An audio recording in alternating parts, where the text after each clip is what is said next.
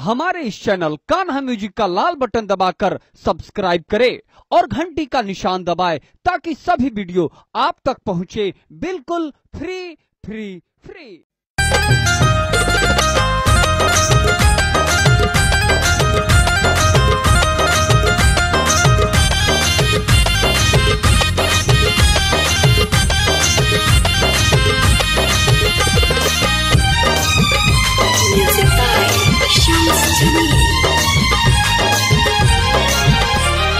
खाए के मन करता बेहू खाता, खाए के मन करता बेहू खाता, भला मुआ हो बबुआ पेट में गोटाता, करे जाऊं हो बबुआ पेट में लोटाता। खाए के मन करता बेहू खाता, खाए के मन करता बेहू खाता, भला मुआ हो बबुआ पेट में गोटाता, सजनवा हो बबुआ पेट में लोटाता।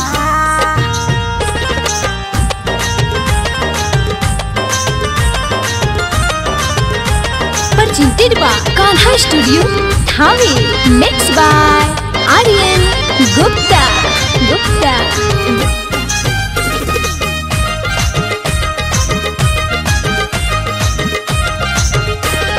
करे के कम मन कौनो न करे, जाई बहरिया तो देहिया बहरे। ए राजा नजरा करे के कम मन कौनो न करे, जाई बहरिया तो देहिया बहरे। बैठी के हमसे सनाला नाटा, बैठी के हमसे सनाला नाटा, करे जाऊ हो बबुआ पेट में लोटाता, रजाऊ हो बबुआ पेट में लोटाता।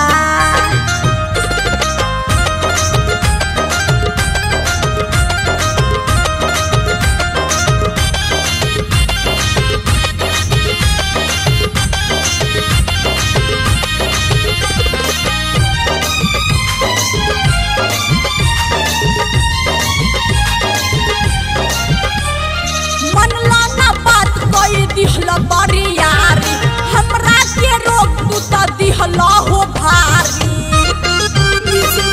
ए राजा मनला ना बात कोई दिहला बरियारी, हमरा के रोक तू तो दिहला हो भारी।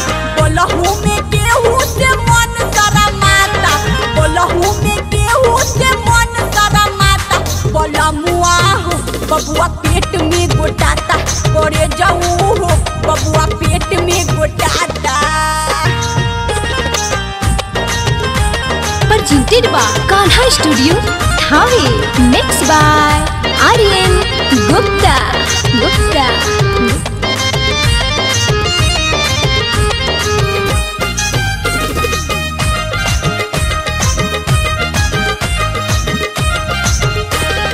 राइटर रविंदर सुनो बलम हो, घरबा से बहरी ना निकले बहम हो। राइटर रविंदर सुनो बलम हो, घरबा से बहरी ना निकले बहम हो।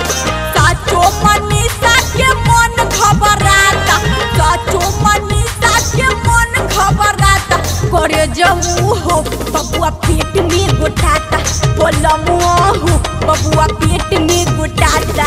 खाए के मन करता बेहू खाता, खाए के मन करता बेहू खाता, बोलमुआ हो बबुआ पेट में गोटाता, करे जाऊं हो बबुआ पेट में गोटाता, बोलमुआ हो बबुआ पेट में गोटाता, करे जाऊं हो बबुआ पेट में गोटाता।